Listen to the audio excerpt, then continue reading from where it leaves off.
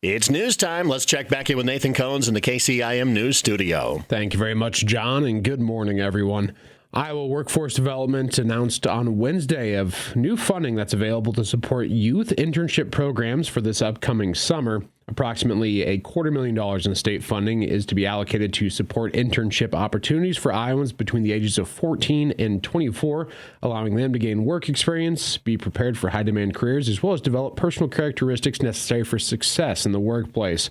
Eligible applicants for the Summer Youth Internship Grant include nonprofits, community organizations, education-based employers, as well as those providing internships to youth at risk for not graduating, low-income households, and those facing barriers from communities underrepresented in the workforce. So funding from the grant can be used to jumpstart internship opportunities and assist with direct payment to participants, training resources, and more.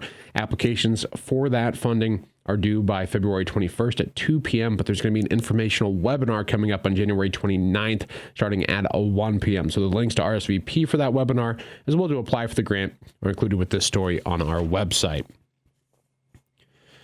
A Carroll woman was taken into custody Tuesday after allegedly stealing a combination of cigarettes, cash, and lottery tickets from her place of employment. The Carroll Police Department responded to a call from the Hy-Vee grocery store in Carroll, where 46-year-old Stacy Rieselman was arrested and charged with second-degree theft, a Class D felony. Video surveillance recorded Rieselman stealing from Hy-Vee over several weeks, taking approximately $1,500+ worth of merchandise. However, court records were unable to be specific in terms of the dollar amount taken. Rieselman was released on a $5,000 bond and will appear in court on February 1st. A Class D felony in Iowa carries a maximum penalty of up to 5 years in prison and $7,500 in fines. On Tuesday afternoon, Iowa District 4 Representative Randy Feenstra visited Loring Hospital in Sac City to tour the facility and speak with staff on his efforts to protect Medicare and build up a strong healthcare workforce in rural communities. Feenstra met with Loring Hospital CEO Matt Johnson, who showed the representative plans for the additions that are happening to the hospital, which will expand healthcare opportunities for the Sac City and surrounding area. While touring the building, Feenstra shook the hands of many staff members, thanking them for everything they do, as well as assuring them that he's fighting for rural hospitals at the federal level. My whole focus is trying to figure out what we can do to make sure that our rural hospitals are sustainable. And that we can also hire, whether it be family physicians, doctors, nurses, even CNAs, you name it. It goes all up the chain to make sure that we are successful in providing great health care.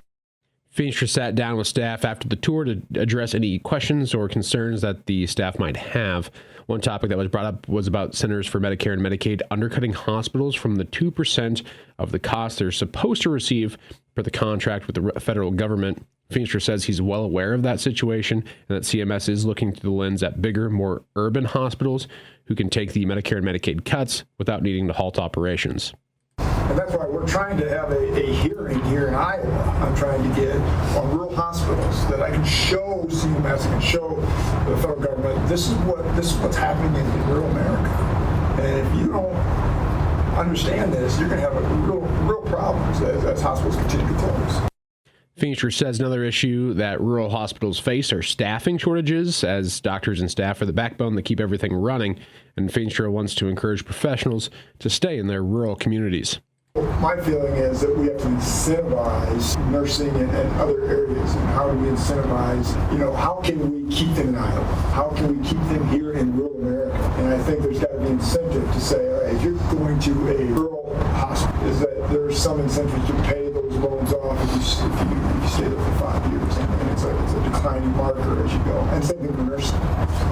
Or you incentivize saying you don't have to pay tax, or you pay less tax if you work in one of these locations for 5 to 7 years. Photos from Feenstra's visit to Loring Hospital are included with this story on our website at 1380kcim.com. And real quick here, the Carroll Police Department does report a Chiron woman was arrested Monday for allegedly putting contaminants into a victim's gas tank, causing more than $2,500 in damages. Court records show 42-year-old Antonia Mirera Sanchez is charged with second-degree criminal mischief, a Class D felony. An investigation by the Carroll Police Department found Sanchez poured a substance into the victim's gas tank at approximately 5:45 a.m. on December 31st in the 300 block of East 18th Street. Authorities say video surveillance footage from the area caught Sanchez in the act. She was booked into the Carroll County Jail and released after posting a $5,000 surety bond. A Class D felony in Iowa does carry a maximum penalty of up to 5 years in prison and $7,500 in fines. That is going to be wrapping up your KCIM 6 o'clock news. I'm Nathan Cones reporting. That's why I'm never pursuing a life of crime. There are cameras all over the place, and I just know I would get caught. Yeah, we talked about it with Chief Burke. Was that last week or 2 weeks ago? 2 weeks? 1 week? Short-term memories. My sense of time is terrible, guys. Anyway, if you do have Ring doorbells, and 5-10 years ago, those were pretty rare. Those were kind of ritzy. Nowadays, you can get them for dirt cheap, and if you don't have one, I'm usually surprised. Like, what are you doing? Yeah. They're so cheap, and they're great to know what's going on. As considering how much stuff my wife orders from Amazon, we always know when the package is there, and I always get a text, hey, go grab that package. Anyway, the reason I bring that up is the Carroll Police Department has a registry where you can sign up. It's voluntary. Yep. You don't give them your login or anything. You just let the PD know, hey, I've got cameras around my house. Mm-hmm. And then if a crime does occur, they just reach out and say, hey, you got any cams from this time to this time, any video? And if you do, you just send it to them in. Yeah. You meander your way to your point, but you got there. Yeah, I mean, that's how it's not about no straight paths, John. No. Straight paths are boring. Robert Frost, path less taken. Yes, I absolutely believe that. Thanks, Nathan, for the update. Once again, you can check out the website and mobile app for all the latest news. Check it out there. Download that mobile app for free in your app store just by searching KCIM.